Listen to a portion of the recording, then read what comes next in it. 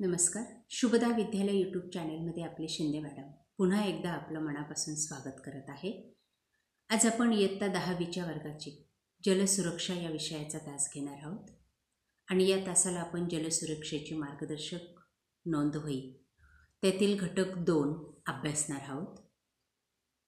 तत्पूर्वी मित्रांनो, आपण नवीन असाल, अजूनही चॅनलला आपण सबस्क्राईब केले नसेल तर चॅनल सबस्क्राईब करून बेल आयकॉनवर क्लिक करून ठेवा. यासारख्या इयत्ता 10वीच्या वर्गाच्या सर्व विषयांच्या वह्या, बोर्ड प्रश्नपत्रिका, वर्षभर होणाऱ्या परीक्षांच्या प्रश्नपत्रिकासुद्धा आपल्या चॅनलवर उपलब्ध आहेत. पूर्वीच आपण घटक 1 वर आधारित सर्व स्वाध्याय प्रश्न आणि उपक्रम प्रकल्प कार्य कंप्लीट केलेले. घटक 2 जलसंधारण, प्रकरण 1 जल आराखडा स्वाध्याय कार्य, पेज नंबर 40 वरील स्वाध्याय. प्रश्न पहिला, जल आराखडा म्हणजे काय? आराखडा बनवताना कोणकोणत्या टप्प्यांचा विचार करावा?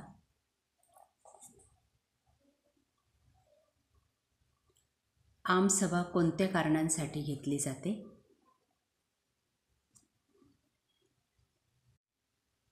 गाव शिवार फेरीत कोणत्या व्यक्तींचा समावेश असावा? गाव शिवार फेरीतून कोणती माहिती मिळवाल? जल आराखडा तयार करण्यासाठी आपण काय मदत करू शकतो?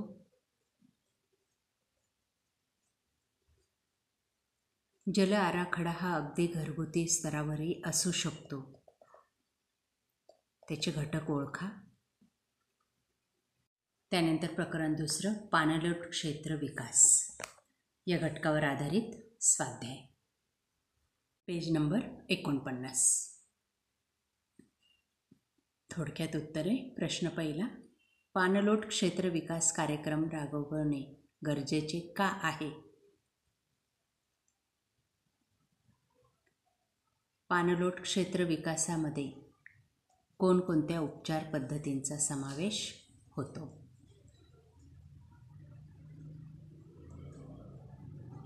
पिकांची पट्टा पेरणी कशी करावी?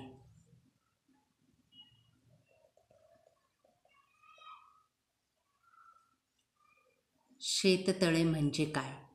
ते कसे तयार केले जाते? शहर भागात भूजल पुनर्भरण कसे करता येईल?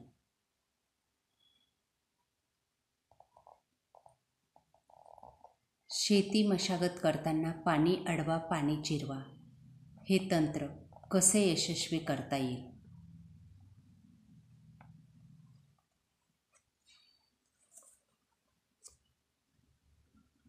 नंतर प्रकरण 3 घटक 2 जलसंधारण व लोकसहभाग यावर आधारित स्वाध्याय प्रश्न, पेज नंबर 56. जलसंधारण उपक्रमात लोकसहभाग महत्त्वाचा का आहे? त्या प्रश्नाचं उत्तर बघा. या पद्धतीने लिहा. पुढचा प्रश्न, तुमच्या परिसरातील लोकसहभागातून पूर्ण केलेल्या एखाद्या जल उपक्रमाची माहिती लिहा. या पद्धतीने लिहायची. त्यानंतर पुढचा प्रश्न, लोकसहभागाची उद्दिष्टे कोणती असतात?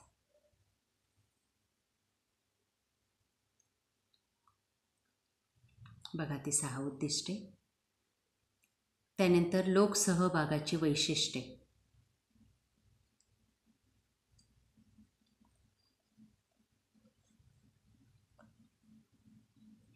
या पद्धतीने ही आकृती पूर्ण करा.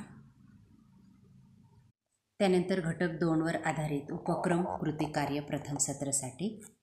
प्रकरण पहिलं जल आराखडा. तुमच्या गावासाठी जल आराखडा तयार करणे, त्यावर आधारित चार्ट,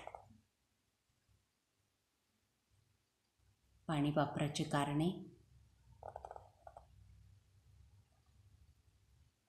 बघा या पद्धतीने ते पूर्ण करा. त्यानंतर दुसरा उपक्रम पाणी वापराचा ताळेबंद तयार करणे, घटक 2 वर आधारित. पाणी साठवण आणि त्याचे उपयोग.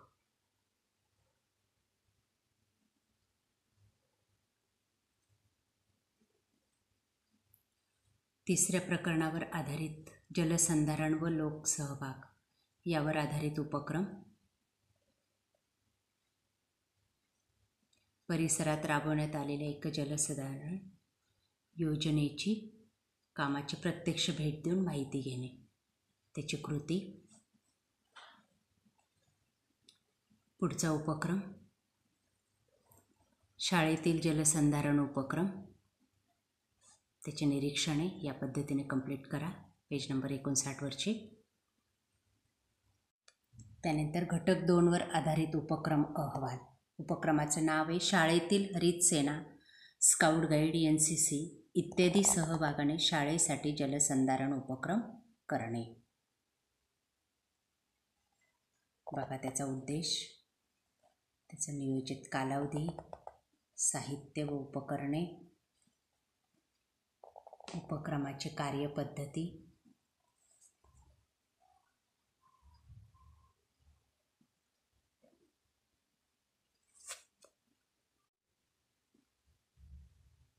त्याचे परिणाम, उपाययोजना.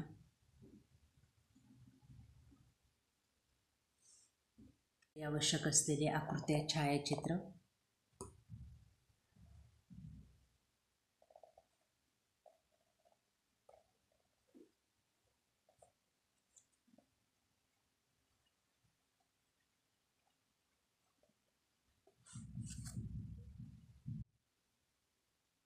उपक्रम करीत असताना स्पष्ट झालेल्या संकल्पना. नवीन काय शिकलात, निष्कर्ष, उपक्रमाविषयी आपले मत, अनुभव, पालकांची मदत या पद्धतीने लिहा. पालकांचं मत, सहकार्य घेतलेल्या व्यक्ती, वापरण्यात आलेल्या संदर्भ साहित्याची यादी. त्यानंतर घटक 2 वर आधारित कृती लेखन या पद्धतीने पूर्ण करा.